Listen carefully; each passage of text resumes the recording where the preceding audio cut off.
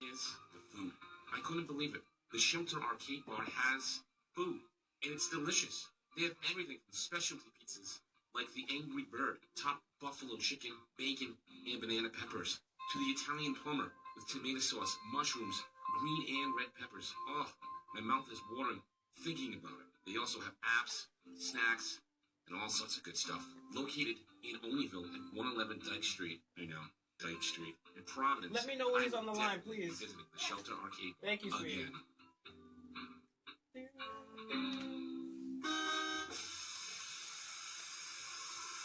They're over here from 990WBOB.com franchise. Gonna let you in on a little secret. You see, for years now, whenever I'm shopping for a new ride, I always visit my boys over at King Philip Motors. Conveniently located at 391 Metacom Ave in beautiful and historic Bristol, Rhode Island. King Philip Motors has a wide inventory of gently used cars and trucks. Check them out online at KingPhilipMotors.com. Or give my friend John a buzz, 401-323-7853. Mention 990WBOB.com sent you and enjoy the savings. That's King Philip Motors in Bristol, Rhode Island, or online at KingPhilipMotors.com.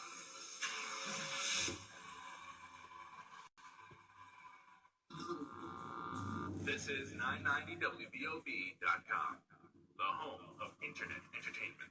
From Rhode Island to the world, 990WBOB.com. 990WBOB.com is an independent media outlet.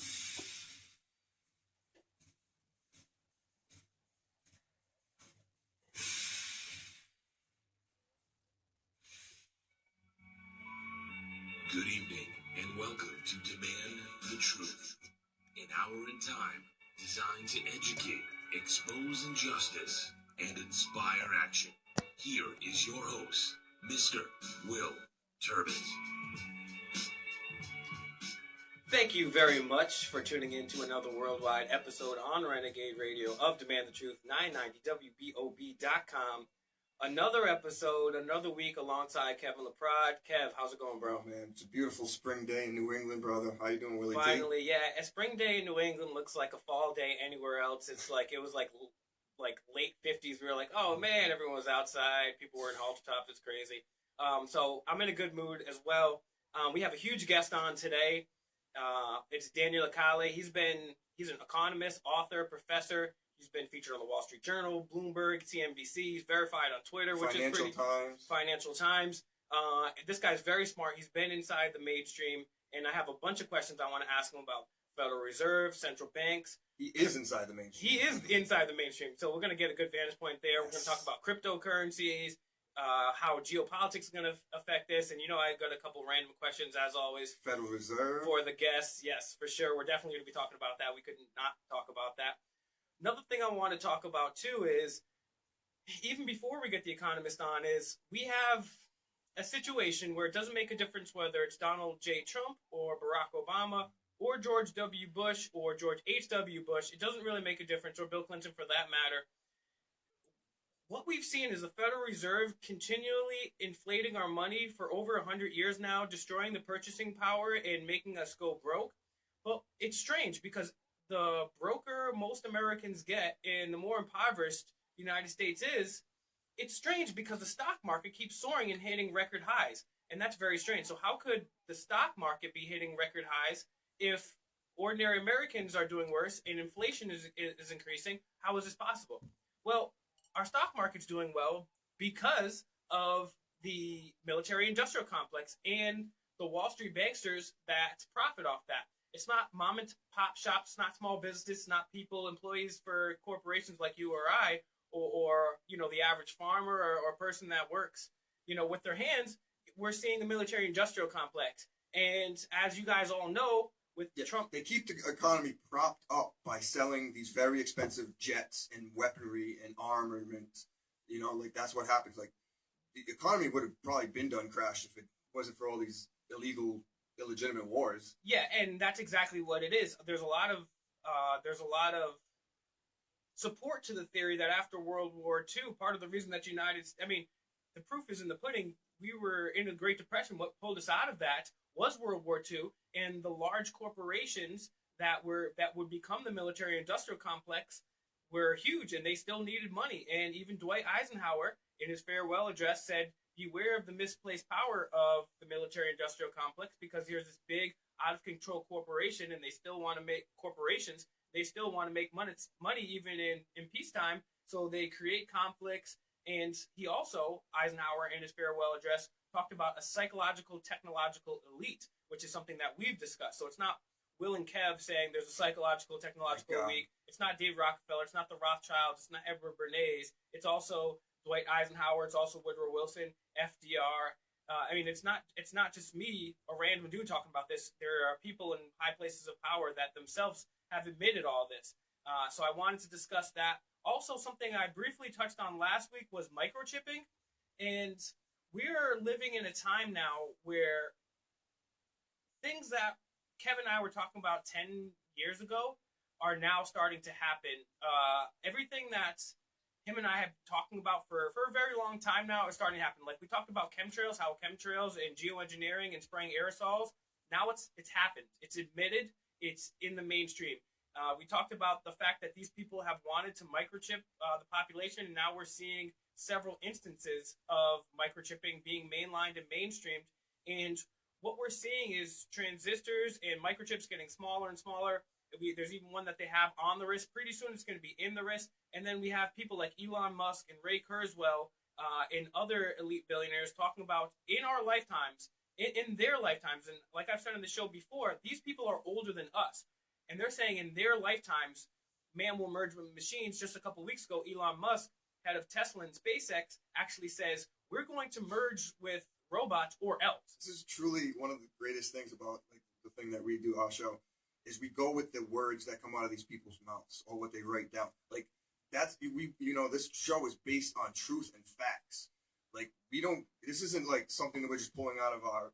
And that's one of the things. That's one of the things that I wanted to bring to this movement is there's a lot of people out there that tell a lot of truth, but then they'll mix crazy things in, or they'll say, well, also extraterrestrials run everything and reptilians, and they may very well run things, but we like to go with only things that we can actually prove. I mean, who knows? There may be interdimensional shape-shifting reptilians controlling things, but I can't get people to believe that fluoride damages your brain even when Harvard is admitting it. I mean, or if you look up at the sky, it's the stuff all in your sky every day. What happened to a blue sky? There's no such thing as that anymore. Why can't you guys recognize this? I've been seeing it for years. I look up, I say, I remember a whole summer without anything in the sky. Now every day there's something in the sky. Well, I'm so skeptical that even after I saw documentaries and scientists themselves and actually seen geoengineering conferences, watch them on YouTube, I was still even somewhat skeptical about, well, I mean, I know obviously everything is not a chemtrail, there's contrails and there's different things, but I was taking a ride with my grandma one time, and my grandma, I mean, she was around when planes first really started flying, so she's been looking up at the skies for a long time, so she's very familiar with this, and she asked me, she said, and she's not into any of this, and she says, well, what is that stuff up in the sky? I was like, Grandma, I'm glad you asked me that, so I don't look like I'm crazy, because there is definitely something going on in the sky. We've been talking about it for a long time. People have admitted it. The CIA, Al Gore mentioned it on Ellen, but now within the last couple of weeks, they've finally admitted that, yes, we are geoengineering. Yes, we are spraying aerosols and chemicals in the atmosphere. And maybe they are doing it because they believe they're saving the planet from global warming, or maybe they think they're doing it to save the planet. But guess what? I didn't vote on that. Kev didn't vote on it. My grandma didn't get to vote on it. Hey, we're going to spray toxic metals in the atmosphere. You think we should vote on that? No, let's ram that through. This is ridiculous. On top of it, it's a point that I always come to. It's our tax money. We're taking our hard-earned money, our tax money, and we're spending it on this. So without further ado, I believe Mr. Daniel Lacalle is on the line. You there with us, sir? Yes, I am. How are you? I'm doing very well. Thanks for joining Demand the Truth. I'm the host here, Will Turbin. I'm alongside my co-host and executive producer, Kev. Thank you very much for joining us. Anybody that's not aware, Daniel is an economist. He's an author. He's a professor.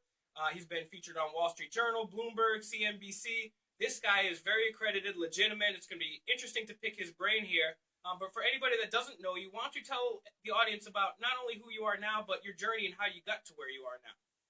Oh, thank you very much.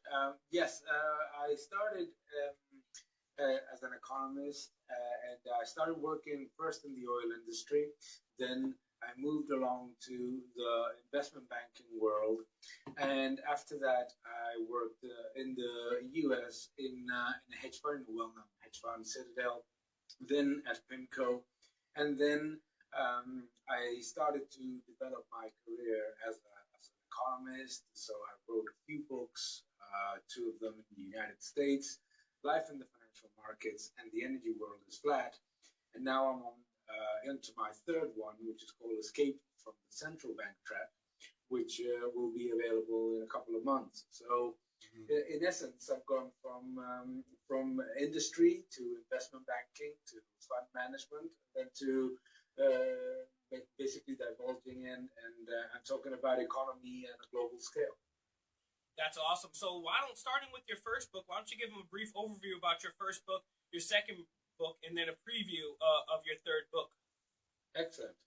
Yes, Life in the Financial Markets is a book that I wrote to talk a little bit about the different things that were happening in both the credit and the equity markets because of the activity coming from the central banks, the financial crisis, why stocks had gone up so much throughout the bubble, why they went down so quickly, and a little bit about my experience in the investment world, how to create a credible knowledge of how to invest and look at valuations. So it's a book that basically covers my experience in the financial markets, how to avoid the traps that financial markets entail, and at the same time provide some guidance about how to invest and look for opportunities both on a long short and in a long only platform.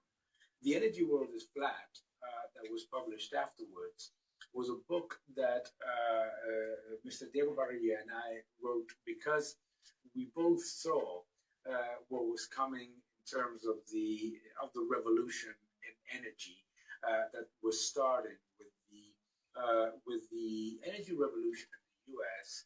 and the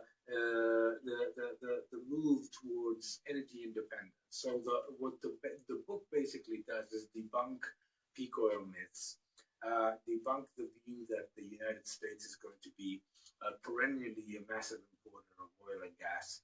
And at the time, the book was published when oil prices were about $130 a barrel. It was quite I would say controversial because it was basically talking about the end of massive inflation in energy prices and the move towards a much more linear environment for energy. And this third one that's coming up in the next 2 months, I believe it will be published in the US, Escape from the Central Bank Trap. What it does is to talk about what is happening globally with central banks, what a completely incredible bubble they have generated in risky assets, and how this massive transfer of wealth from the middle class to government has happened. And we're going to talk about, I'm sorry to cut you off right here. We're going to talk about that on the other side of the break. I want to get into that, but stay tuned on Demand the Truth. In the meantime, while we're on break, go to DLACALLE.com. Follow me on Twitter at Will_Turbot, and Kev, InfoWarrior4 God, will be right back on Demand the Truth.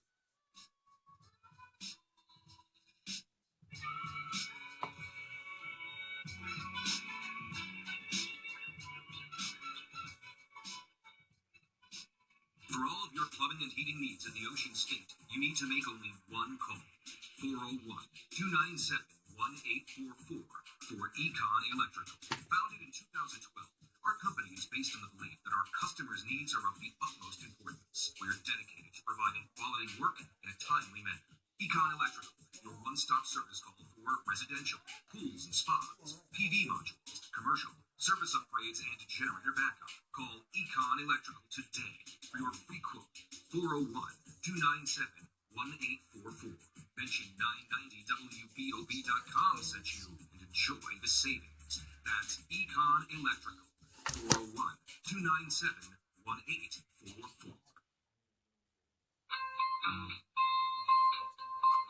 Dear Journal, today I went back in time. I went to the Shelter arcade. I tasted some crafty brews, but that wasn't the best part. Vintage video games in the late 80s, early 90s really made me stay. But the reason I'm going back is food. I couldn't believe it. The Shelter arcade bar has food, and it's delicious. They have everything from specialty pizzas, like the Angry Bird, top buffalo chicken, bacon, and banana peppers, to the Italian Hummer, tomato sauce, mushrooms, green and red peppers. Oh, You can't be Brad Pitt every day, thinking about it. They also have apps, snacks, and all sorts of good stuff. Located in Louisville, 111 Dyke Street, Dyke Street, in Providence, I would definitely be visiting the Shelter arcade again. The man's like, come on, Will, can't be truthing forever. Sir over here from 990WBOB.com franchise. I'll let you know a little secret. You see, for years now, whenever I'm shopping for a new ride, I always visit my boys over at King Philip Motors. Conveniently located at 391 Metacom Ave in beautiful and historic Bristol, Rhode Island. King Philip Motors is a wide variety of gently used cars and trucks. Check them out online at KingPhilipMotors.com. Or give my friend John a buzz, 401-323-7853. Mention 990WBOB.com sent you, and you'll get a savings. That's King Philip Motors in Bristol, Rhode Island, or online at KingPhilipMotors.com.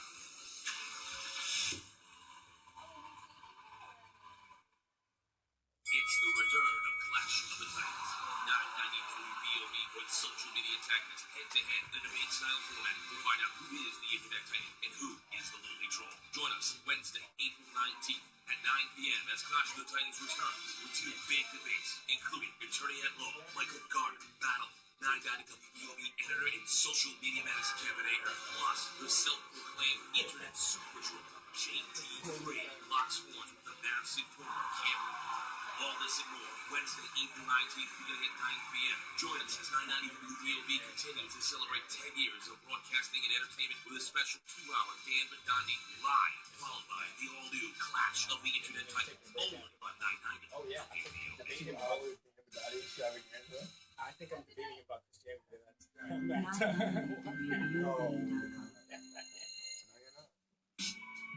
Not a good move for you.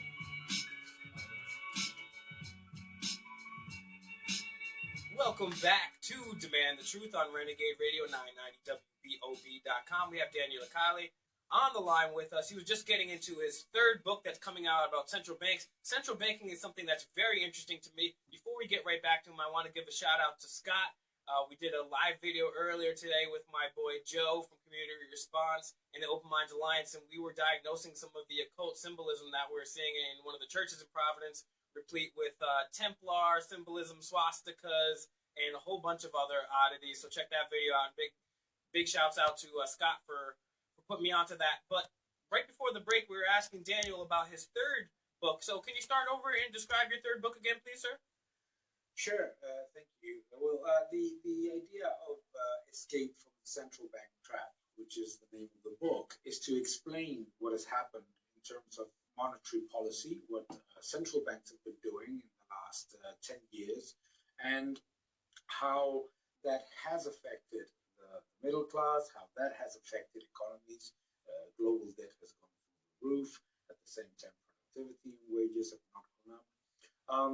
And at the same time, how to get out of it without entering into a massive financial crisis. So the book is not only just about a diagnosis of the problems that these so-called expensive monetary policies do, which is a bad term because they're not expensive.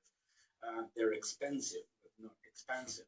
And the problems that may cause, but also it provides solutions. It provides solutions and what governments should start to do and quickly in order to rebuild the middle class and to restore a little bit of sanity in public finances.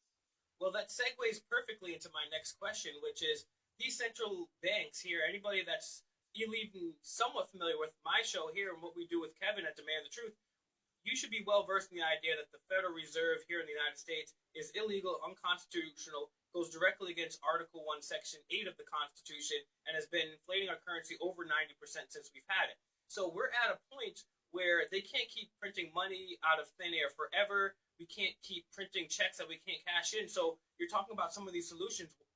Are there actual real solutions we can do without actually taking over the central banks in a non-violent, non-physical way? There are, and we have seen them in the past. It's so funny that in the current environment, we have been used to reading in the mainstream press that there's nothing else that can be done, that we forget that there is and that it was. If we go back to the 80s, it's exactly what the U.S. did in the Reagan era. Sorry, what the U.S. did was to put more money into middle class, to lower taxes, increase disposable income, reduce government spending, improve the demand for dollars as a reserve currency all over the world, and with that, the biggest part of any citizen in the U.S. Wealth, which is deposits, most of any citizens all over the world, 90% of wealth of citizens is in deposits. The value is higher, and therefore consumption improves. And instead of looking at a way of reducing the purchasing power of currencies and destroying the price of money with lowering interest rates, what the central banks can do is to improve the position of the middle class, and that's the only way in which economies are going to rebuild strength, because you don't rebuild strength by massively increasing debt, monstrously reducing interest rates, and increasing taxes, because what that does, as we're seeing right now, is that growth is much lower, that productivity is much lower, that consumption is weak, and the job creation and investment is not going at the pace at which it should. So there are solutions. It does not necessarily go through a violent path of ending central banks, but there are also solutions to avoid central banks of falling into the trap of repeating the same mistakes over and over again, which is to what for example, the Republican Party in the U.S. is trying to do, which is to set a killer rule by which interest rates and monetary policy cannot divert from certain objectives. And I think that there's plenty of things that can be done within the current context. Going back to sanity is what I call it, and avoiding central banks from behaving like what I call the pyromaniac firefighter. Basically, they create massive bubbles, and then when they explode, they come to the rescue with the same policy, which is to devalue and lower interest rates. Okay, that's a very good answer, and I think a lot of people may not have been expecting that answer, especially some of the listeners here for Demand the Truth. You're talking about the Republicans. As of right now, what would you give? We got about 2 minutes to the next break, and we got a long segment after that. But in the last 2 minutes before the break here, what do you give Trump as a report card, A to F? And also, what do you think of the Republicans, and do you think it's possible for him to reverse? If you were giving him any advice, if you could advise him, what would you advise Trump? Yeah, I would start with I would give him a B plus. I think that so far things have been quite difficult, predominantly because it's been very difficult to pass legislation because of the Republican Party, in fact. But I think that what the Republican Party needs to do is to go back to its principles, and its principles are very, very clear. And it's not trying to accommodate to a sort of a conservative Democrat party, but to go back to its principles of freedom, open markets, and defending the middle class, and that should be a much stronger policy. So it's going to be difficult, I have to say, but we can talk about it a little bit later. All right, yeah, we're coming back from the break. Right before we go to the break, why don't you plug your website, Twitter, and your books one more time?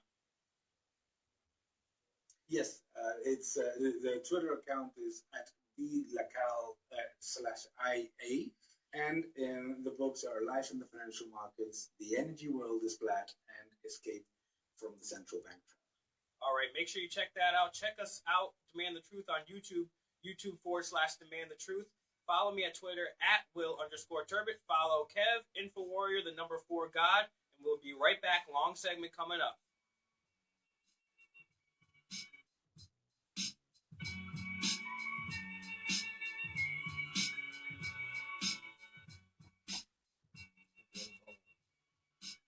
Unexpected reactions to smart financial decisions brought to you by feedthepig.org.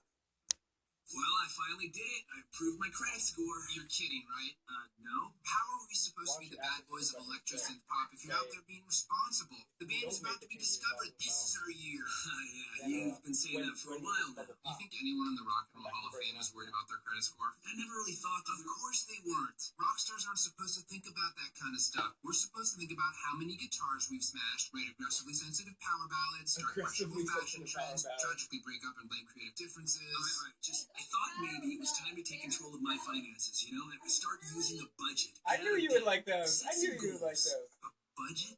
Debt? Set some goals? Listen, I knew that we'd have our creative differences, but I was hoping you'd involve a little more scandal. When it comes to financial stability, don't get left behind. Get tools and tips for saving at feedthepig.org. This message brought to you by the American Institute of CPAs and the Ad Council. Take a look at your find stuff under there. What about jobs? No? Now try your basement. There's a pair of overalls that overall you're not so into anymore. A perfectly good laptop that hasn't sat in your lap in months. And even more stuff. Still no jobs? Well, you really have both. See, stuff is defined as household articles considered as a group. Sometimes this stuff is no longer needed. Wait, no longer needed. You're kidding, right? It's really those jobs you're looking for. Once you get a verified check next to your name, Even stuff inside your stuff. Even inside that winter coat that moved with you. dude, I've been trying to retweet your tweets. You've got one tweet. And it starts when you donate your stuff to your can't local help it. Goodwill. Here's how we do it. When you donate to Goodwill, we sell your stuff to provide job training for people right here in your You're community. spending all your time trying to So make a just by difference. teaming up Be with a whole Goodwill, tweeter. you help create jobs. And isn't that worth parting with the leftover key guitar from your 80s cover band? Goodwill. I'm not gonna be a Donate stuff, keyboard create patriot. jobs. Find your nearest donation center at goodwill.org. Best way to do it. You don't have to leave. You don't have to actually do anything. Just get really mad online. Let people know about it. The Shelter Arcade Bar, located at 111 9th Street in Providence, Rhode Island, is your place to spend the evening. Sip on some craft brews, play some vintage but memorable arcade and pinball games. They have the finest selection anywhere you're ever going to find. While you're there, check out So now your ratings it features going up. delicious I special started talking. including the Angry Bird top, the buffalo chicken, bacon, and banana peppers, and the Italian pork top with tomato sauce, mushrooms, green and red peppers. They have everything from apps to snaps, pizzas by the slice. It's the Shelter Arcade Bar. Way to spend your night. Located at 111 9th Street in Providence, Rhode Island. Follow them on Twitter today for hours of operation and more at Shelter Arcade Bar.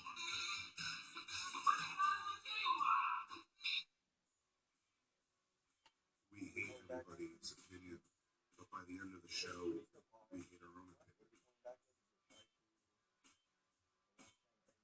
Yo, I got my opinion worse than anybody else's. We're an equal opportunity hate.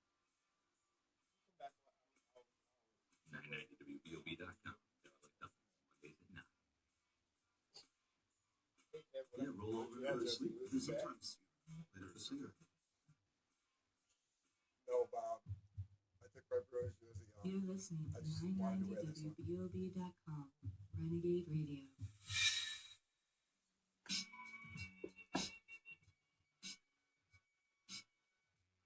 Welcome back from break. Demand the Truth. Check our past casts on 990WBOB.com. Look us up under Demand the Truth. Check all our older videos and other audio there. And also tomorrow, if anybody's interested, Pawtucket, downtown at the George Wiley Center, DCYF reform. There's a lot of misuses of power and corruption that's going on there. We can let it happen and continue to let children get abused, or we can take a stand and do something. And on top of that, there's free food. I had like 4 pastelitos. There was pizza. I had the black and white cookies. I mean, you might as well go. It's You free just food. can't go wrong. But you can't go wrong with black and white cookies and pizza anytime. Anyways, we're back here, and I believe Kev has a question for our guest, Daniel. Yeah, Daniel, if we do not take the advice that you give in your new book, what do you see, when do you, in your humble opinion, when do you see this bubble bursting? If we don't, yeah, hi Kim. If we don't do it, my concern is that the bond bubble in particular, and the burst of the bond bubble is so dramatic that it's going to be impossible to be contained, because for this one, central banks and the traditional way of thinking of mainstream economists, they don't have the solution. They don't have the solution, because their solution is always to lower rates and to increase money supply. That is gone. That has already happened. You cannot lower rates more than where they are right now, and it's not going to work. So I think that this is an important thing. First, there's a solution. Second, if we don't go for a gradual but unstoppable normalization of monetary policy, the bursting of the bond bubble, which is the biggest bubble seen in financial history, could be dramatic for all the economies, because credit is the backbone of the economy as we know it right now. And if the bond bubble bursts, then it would have tremendous consequences in terms of inflation, unemployment, investment. Is too dramatic to think about. Now, what, in your opinion, is the safest currency out there? Yeah, today, without a question, and considering this is an important if the government in the U.S. follows the policy that Mulvaney, Tillerson, Mnuchin have been defending for many years, and I think that that's what they're going to be doing. And if the Federal Reserve goes back to a more normalized policy making, if that's the U.S. dollar, it's unquestionably. And I have written a couple of articles mentioning how I believe that if the government puts as a pillar of its policy sound money, the U.S. dollar becomes the new gold. So I think that that's a very important, because all other currencies, even the ones that are in the global reserve of the International Monetary Fund, are all trapped in this central bank problem that I have been talking about in the last few minutes. Now, what's your take on cryptocurrencies, and how would you rank them? I think that they're extremely important. And they're extremely important for two reasons. First, because we need currencies that are outside of the hands of government, because every time that savings of citizens, that wealth increases, there is this perverse incentive from the part of government of saying, I want that, and through devaluation, lowering rates, massive increases in money supply, transferring wealth from savers, from the average citizen to government. So I think it's very important to have a currency that is not controlled by a government or by government bodies. At the end of the day, central banks, they claim to be independent, but they are interlinked too much with government. So I'm very positive about what they mean. I also acknowledge that they are in a nascent part of their development. So the volatility is huge. And you have to acknowledge that if you're an investor and you look at them as an option of storing value. They're not gold, in essence, is what I'm trying to say. So I value them also because as they grow, Bitcoin in particular, as they grow, central banks and governments have less and less control on the tool that they have used in the last 56 years to transfer wealth outside of savers into government or indebted sectors to follow these perverse incentives of beggar thy neighbor policies. That's a very interesting answer right there, and I think you're right, especially with the cryptocurrencies. Hopefully we can build and evolve those so less and less power is in the hands of the central banks, because they have been monopolizing our lives for so long. Moving on, as far as the recent changes in geopolitics with Syria, China, North Korea, and the new Trump presidency, how, if at all, do you think that's going to affect the economy going forward this year into the next couple of years? I think that what's very important is that what the United States government has aiming to do is to take a very clear stance towards maintaining leadership in in the global program. And I think it's very important because that was completely lost, particularly in the last 5 years. I think that that's a very important factor because the rise of ISIS, the rise of the theocracies all over the world taking over some of some of the democratic countries in the Middle East, it's extremely dangerous. It's extremely dangerous for Israel. It's extremely dangerous to keep North Korea as sort of a sidekick, a subsidized sidekick of China, and to leave the problem to thinking that China is going to solve it one way or another. I think that it's very important to take leadership in this fact, in this environment, because if we don't do it, you see, the problem is that at the same time, all these underlying trends are so worrying on a global scale. We're living it here in Europe with terrorism, with these completely different factions that have been, cells that have been creating in different countries. It's something that needs to be there needs to be a very, very clear policy of saying enough is enough. How is that going to affect the economy? My view is that what it will probably do is to shift some of the growth and some of the imbalances of the economy outside of the emerging markets, which have developed in very strange ways in the last 8 years, first to the commodity bubble, then to the China bubble. So I think that it's going to shift a lot of the growth outside of that, and it definitely puts a cap on global growth.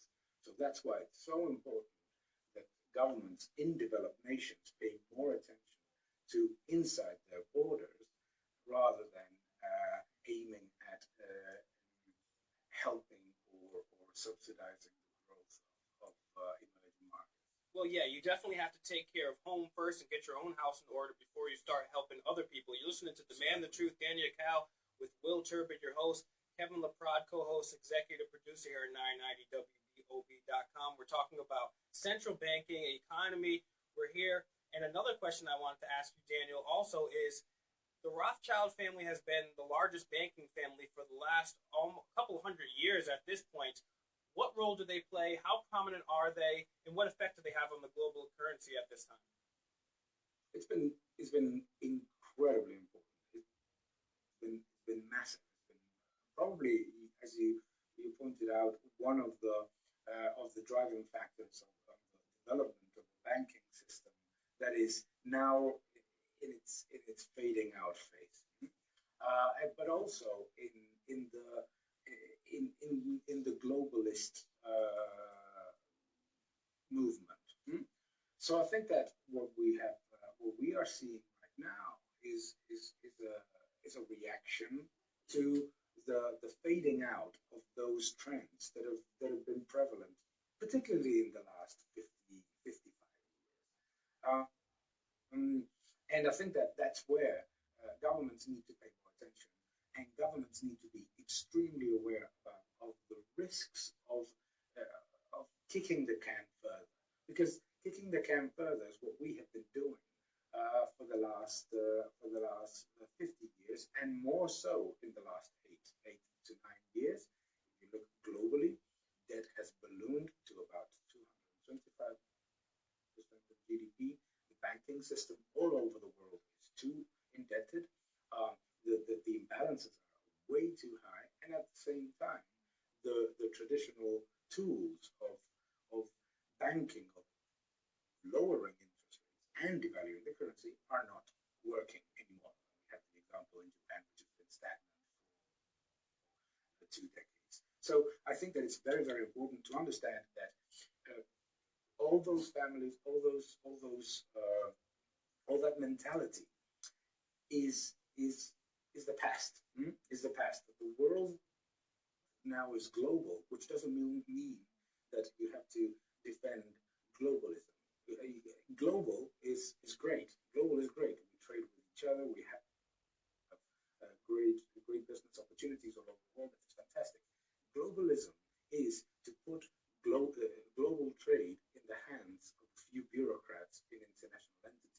That's completely different. That is the glorification of bureaucracy that unfortunately the European Union, for example, is suffering. So we need to differentiate between the opportunities in a global world in which the technology and energy independence, so many great trends are going to be helping the middle class and the young to reach a better opportunity, and differentiate that from this dependence on the decisions of committees in bureaucratic entities that no one elects somewhere out there with dinosaur politicians deciding what to do from one country to another. Very cool. And we have, talking about the European Union, we have Brexit, we have England leaving, we have Greece in financial trouble.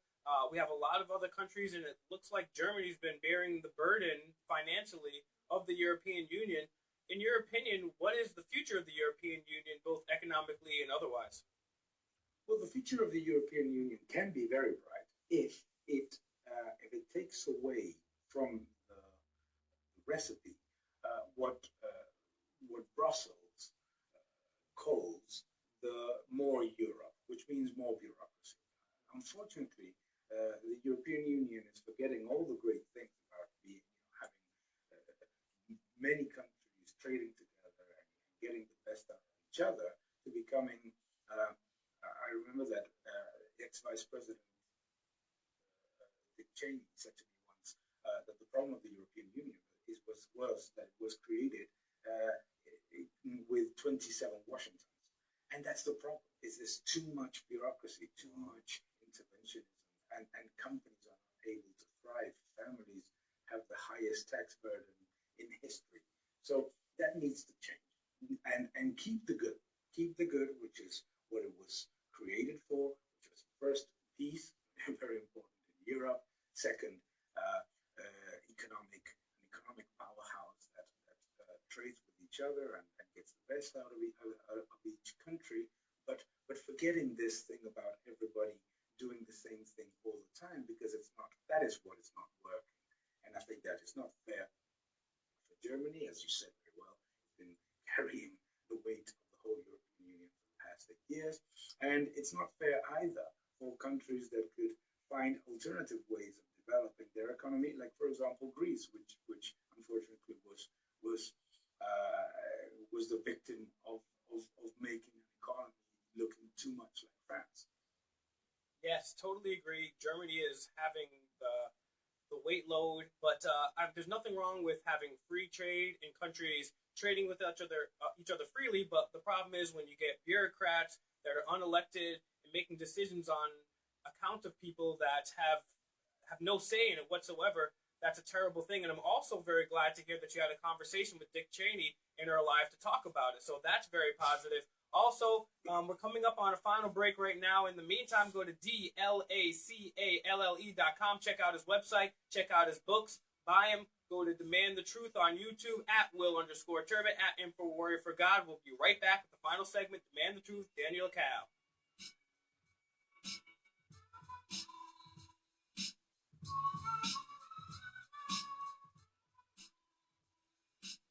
Do you ever get the feeling the news just doesn't make sense? Maybe you just want to crack open a couple of beers and talk about the headlines of the day with a few competent minds. Do you like hearing a different spin on politics, entertainment, and even a little sports? This is Scott Rotunda. Tune into my show, The Rotunda. You'll get all this and more every Monday night and also on demand at 990WBOB.com.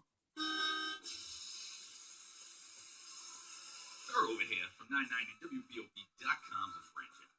I'm going to let you in on a little secret. You see, for years now, whenever I'm shopping for a new ride, I always visit my boys over at King Philip Motors. Conveniently located at 391 Metacom Ave in beautiful Kansas store, Bristol, Rhode Island. King Philip Motors is a wide of gently used cars and trucks. Check them out online at KingPhilipMotors.com.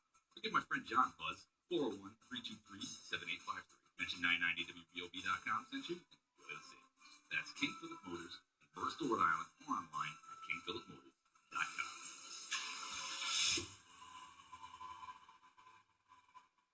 New England's premier electrical contractor is Econ Electrical Contractors, focused on providing high-quality service and customer satisfaction. We will do everything we can to meet your expectations. Licensed and insured in all of New England, Econ Electrical Contractors offers competitive quotes for residential and commercial work. Call Econ Electrical Contractors 401-297-1844. For service upgrades, call 401-297-1844. For pools, spas, PV modules, and more, call 401-297-1844. Or check out econelectrical.net. Leading the trade in quality workmanship, Econ Electrical Contractors. No job is too big or too small. Call today for a free estimate. 401-297-1844. Improve or upgrade the electrical work in your home or business safely, affordably, and as always, your satisfaction is guaranteed. Econ Electrical Contractors. 401-297-1844. Hey, fight fans, head on over to CESMMA.com. Read detailed profiles of CES MMA fighters. Get you up on past bouts. Read about upcoming fights. Purchase tickets. Even check out their lovely ring card models and more. The leading MMA showcase in the Northeast is CES MMA, featuring the best combatants at the best venues. Stay connected and feel the power. CESMMA.com. We put the class in combat sports. 990WBAB.com.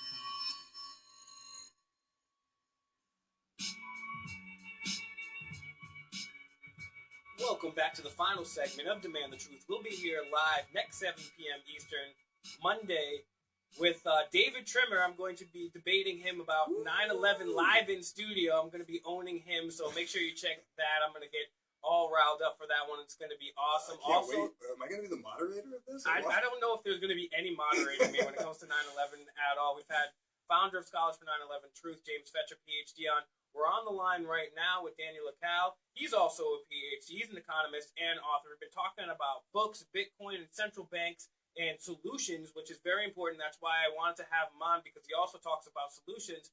And Kev's got another question before I ask you a few more. I got a few more lined up for you before we end the show. Yeah, excellent. Yeah, Daniel, just going back to a previous question, when you answered about the future of the dollar, does that take into account it remaining as the currency being traded as the petrodollar, obviously? Yeah, it does. Okay. Yeah, it does. It is an essential factor because, as you know, the dollar today is used in about 87% of transactions globally. And if you look at how much of that is for energy trading, not just oil, but energy trading in general, it is almost half. Okay, I wanted to ask you too. What's your take on gold? Where do you see gold going? And what's your take on that? I'm positive on gold prices. I think that even if we think that this environment of central banks gets better, even if we look at it from any other perspective, you see there's been so much craziness in the monetary policy of so many countries at the same time. More than 28 countries easing, doing the equivalent of quantitative easing in the US, in other countries. So the risk of devaluing is so high in so many countries that demand for physical gold, in my opinion, can only continue to grow, while supply is very, very limited. So I'm quite positive on gold prices as a store of value, also as an inflation hedge, but moderately, not from the perspective of going back to maybe the peaks of that we saw in 2008 when the world was thinking about a global collapse. So, what are your predictions for 2017? What are your trends to look out for? I think that the number one trend that we need to look at is whether we are going to continue to see the U.S. economy strengthen. I think that's central to all of the scenarios. It's central to the improvement on global trade, and it's central to the perception about consumption helping the global economy to reflate a little bit its way out of the crisis. So let's watch what's happening in terms of job creation, in terms of investment. I'm very, very positive because for the first time in 9 years, of positive trends in capital expenditure from companies.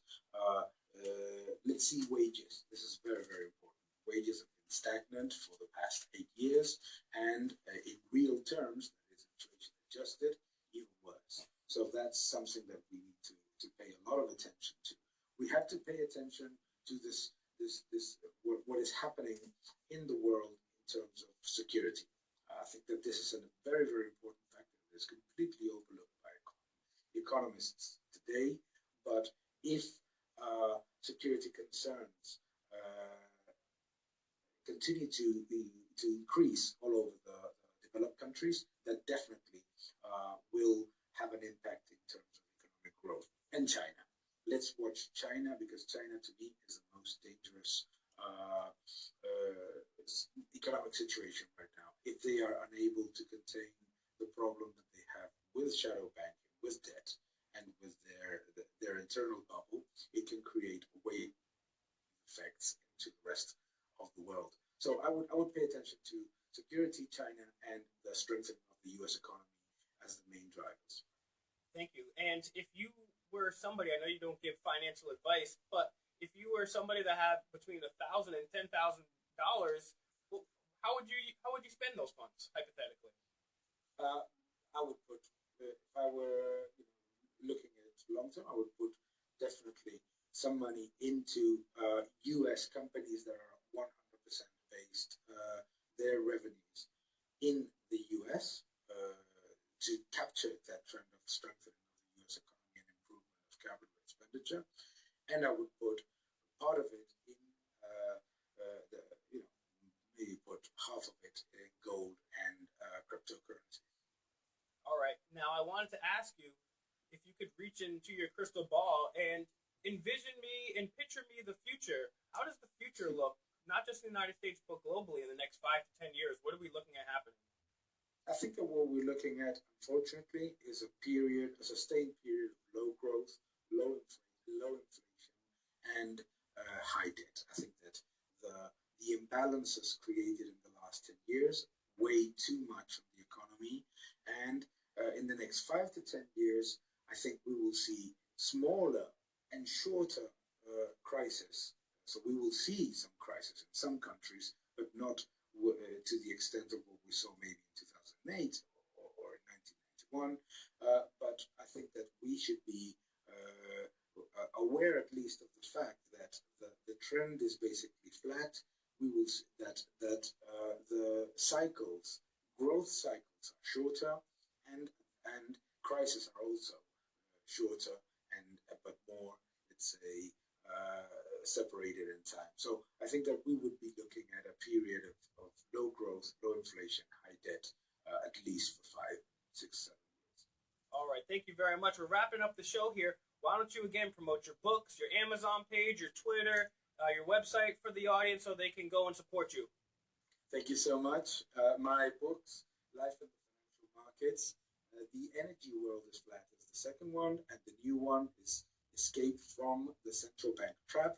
My website is dlacalle.com, and my Twitter account is at dlacalle_IA. So welcome any suggestions, comments, and very, very happy to continue the conversation. Well, thank you so much for having me. No, I appreciate it. Congratulations on all your work, and continue to fight the good fight. Thank you very much, Daniel, for being here with us. We got a couple minutes left. We actually have 1 minute left. I wanted to make a couple points. Thanks again to Scott. Thanks to Joe today. Thanks to Kevin as always. Thanks for Daniel. Tomorrow we'll be at the DCYF meeting, 6 p.m. at the George Wiley Center, fighting the man like we always do. We never take a break fighting the man, and you shouldn't either, even if you do it for 1 hour a week. I mean, just get off your butt for 1 hour a week, get some free food, and say you did something. It'll make you feel good. Come see Kevin and I tomorrow, 6 p.m., George Wiley Center. We'll fill you with the rest of the information. We'll be live 7 p.m., 9/11 debate next Monday with David Trimmer. I'm going to own him. Check out our past cast, and also stay tuned for the Rotunda, and we will see you next Monday. Scotty. Thank you very much. The Scotty Too Hottie Demand the Truth on Renegade Radio, 990WBOB.com, at Will_Turbot, at InfoWarrior, the number 4 God, and we will see you next Monday. Peace.